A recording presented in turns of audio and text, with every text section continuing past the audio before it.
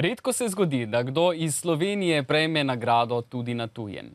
Te časti je bil v sredo deležen Vinko Šimek, ki je v Gradcu kot prvi Slovenec prejel nagrado in mednarodno priznanje Eurostar za dolgoletno sodelovanje in promocijo glasbenikov nemškega govornega območja. In Vinko Šimek je tudi gost v studiu. Dobro jutro želim. Dobro jutro. Gospod Vinko, vse čestitke za to nagrado, ampak se mi zdi, da to je nagrada verjetno za Marjanca. Ja, to je nagrada za pravzaprav Združenja glasbenih ustvarjalcev, založnikov, organizatorjev in avstrijskih medijev za moje dolgoletno delo in ustvarjanje tudi na nemško glasbenem področju in seveda za promocijo njihovih ansamblov. Seveda je tukaj zagotovo na prvem mestu Marjanca, ki je vladala tudi v tej hiši več kot 10 let in na katero smo pripeljali več kot 200 umetnikov nemško govornega področja. Pravzaprav, da ne govorimo o vseh ostalih, bili so vsi to od Avsenika do Dunajskih dečkov. Ampak vseeno, 20 let ali pa 10 let recimo, je od zadnje Marjance, 7, čez palec. Po 7 letih to nagrado? Malo so poznije, ne? Pa sem mislil, da se to dogaja samo v Sloveniji. Ne, v Sloveniji se sploh ne dogaja. Jaz sem vesel tega priznanja, kajti seveda še vedno delujem na nemško glasbenem področju. Sem bil tudi prvi, ki sem predstavil Sašo Avsenika na imenitnem koncertu v Štefaniensal v Gradcu in seveda ne nazadnje ta hip pripravljam tudi svojo stand-up komedijo na nemško govornem področju, tako da je, mislim, to priznanje prišlo kar nekako v pravem času. Sicer pa je Vinko Šimek pred točno tednom dni nastopil na 50-letnici festivala narečnih popevk.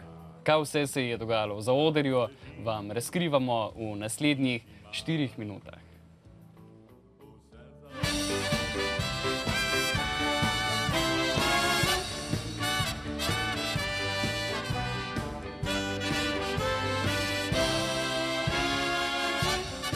Na skrivni lokaciji nekje sredi Maribora se takole ekipa tukaj za nami pripravlja, da bodo ovekovečili ta veliki praznik. Kaj počnete, fantje, danes večer? So kakšne skrivnosti, so še kakšne nejasnosti? Trenutno se koncentriramo, ker smo tik pred neposrednim prenosom. Jaz vem, da si ti velik oboževalec narečne popevke. Samo en takt želim slišati. Katera ti pade najprej na pamet? Pjesi loj.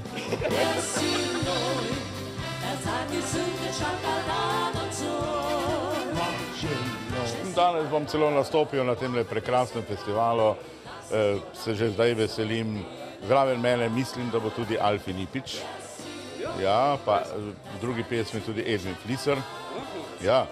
Tako da sem tudi tema dvema mladima izvajalcema dal možnost, da se končno uveljavita tukaj v dvorani Tabor v Mariboru. Halo, halo, me kličeš Alfi ti? Irena, jaz, srce te spet želi. Ma kej je vinu, ma kej je vse, če krašovka ti svoje, da srce. To je pa Alenka Pinterič. Ja, to je Alenka. Alenke ni žal, ne? In so meni zaupali to skladbo in sem zelo vesela. Če slabe vole smo doma, nas oma v kup drži. Original štajerski Clinton, ki ga pijemo za glas in za moč na odru. Po tem Clintonu, pa nič kaj uhe ne zevejo, ne? Ne, kvečemo pod plati.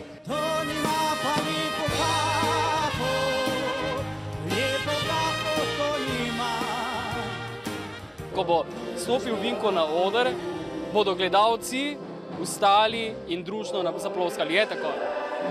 O tem ni nikakršnega dvoma. Ta hip na odru nekaj več kot 30 minut že nastopajo tako imenovane predskupine. Kododi štajer zdravo pade, jaz pije iz navade. Zvezda večera je prišla iz odra, zdaj se lahko festival v miru konča. Jaz mislim, festival že kakšno minuto predolgo traja, kajti seveda višek tega festivala je bil dosežen s tem, ko sem se pokazal ljudem tukaj v dvorani, ki so te vstopnice dobili seveda šenkane. Slovenija.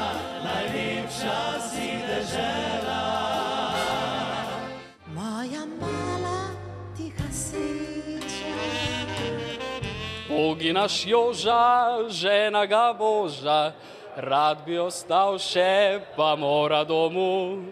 Brihtne glave, para pa pa, rad ma zabave, para pa pa. Nadaljujte.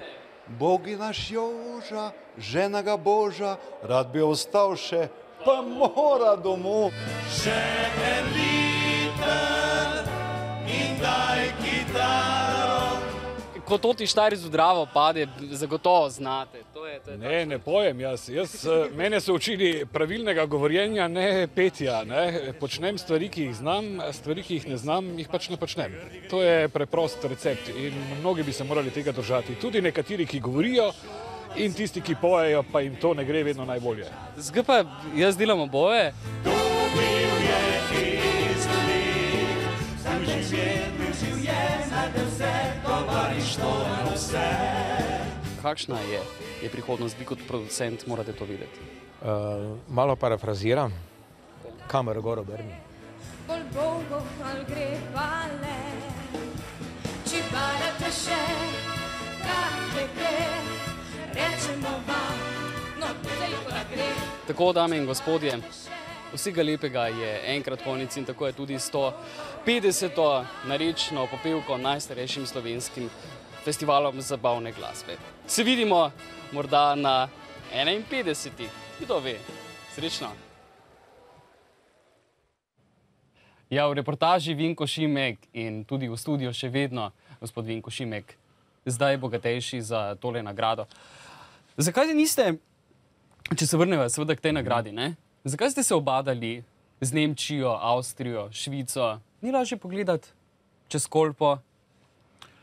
Pa se hitreje, po moje, dogovoriš, kot pa z Nemci. Tisti iz Kolpe prihajajo sem. Moram reči, da seveda sem tudi jaz v mlajših letih sodeloval na tistem področju. Nenazadnje je bila moja založniška hiša v tistih prvih letih Jake Šrauf-Cigarja, Radio Televizija Beograd.